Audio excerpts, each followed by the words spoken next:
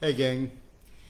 Have you ever been asked a question so powerful that it literally stops you in your tracks? Maybe a question that haunts you or sticks with you for a very long time. That's exactly what great coaches do. Now, I'm often asked two questions. The first one is coaching biblical? And the second one, I'm going to get to that one. The second one is, what is coaching? And they're not always in that order, but they often come to me. And I often reply to the first one, like, what is coaching? Well, I'll let you know when I figure it out. Truth is, it's different for many folks. I don't know what coaching is per se, but I do know what coaches do. Great coaches ask powerful questions, and then they provide space to explore. A truly powerful coach impacts clients even when they're not in the room. They serve individuals so amazingly that the creative process has begun even before the coaching session begins, and it continues long after the session ends. Coach Elaine Taylor-Klaus said that coaching is really what happens between the sessions. I love that. Now, I've been asking powerful questions my entire career. I realized their true potential when I first became a Navy chaplain more than 2 decades ago. And early in my own coaching journey, I sought out various coaches to broaden my experiences and deepen my understanding of what coaching is. And in doing so, I had the privilege of working with a master certified coach, Marcell, Szabo. Now, I showed up in what I like to call client rookie mode. Didn't really know what it meant to be a coaching client. And once I showed up without a clear goal for the upcoming scheduled session, which was my homework, right? Thankfully, he challenged me and called me out on it. And like any master coach, he wasn't buying my story, my excuses. And you better believe I had a clear goal for the next session.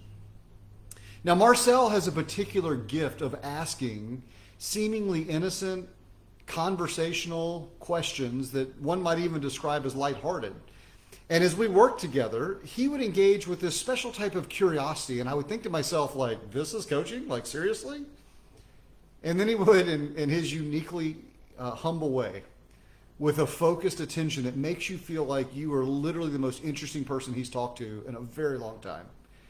He would ask a single question that would completely refocus the entire previous 45 to 50 minutes with such intensity that it was mind-blowing.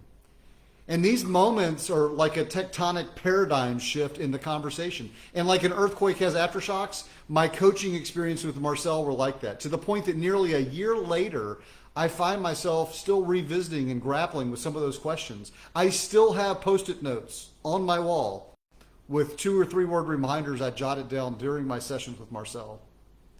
His example, skill, and impact solidified for me what coaching is ultimately about. It's about asking questions so powerfully they continue to serve someone even when you're no longer in their presence.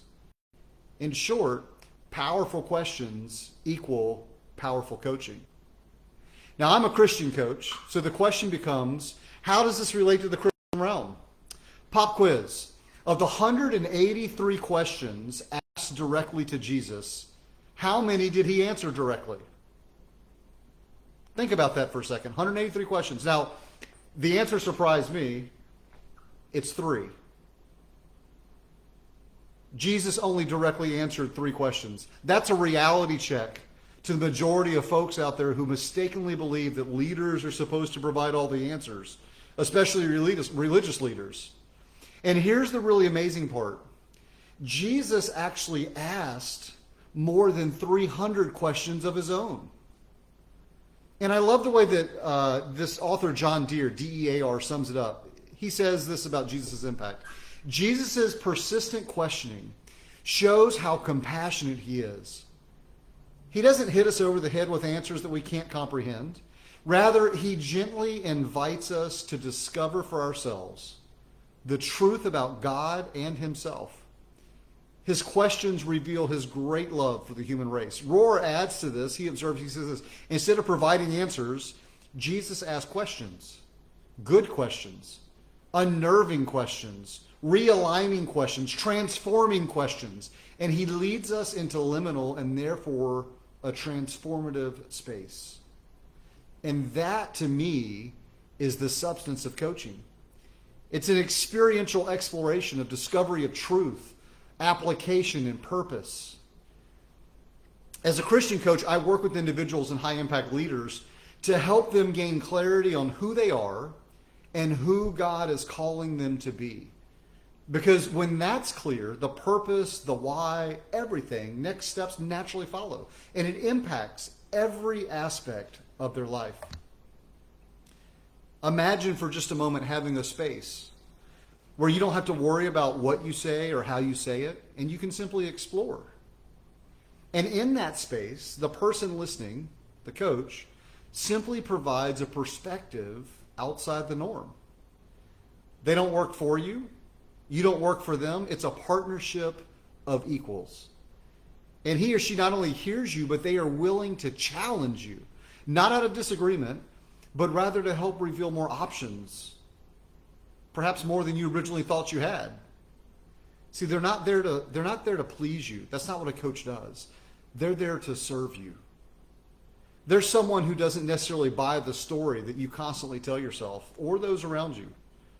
So those limiting beliefs that you bring to the table, a coach can help shift or move them out of the way for real exploration. Oftentimes, such powerful moments occur with a seemingly simple, yet undeniably powerful question. So ask yourself, what's would that sort of space and experience do for you? See, that's the point of these live videos. Yes, I had a 90-day challenge. Yes, I want to stick with it. You can listen to them, though, as a devotional, but I invite you to contemplate the questions asked. And if you want to connect, great, let's chat. But seriously, the question becomes, how could a conversation with someone help you when their only goal is to co-create with you a dialogue so powerful that it continues to impact you long after the in-person conversation is concluded? I don't know, but I think it's something to think about.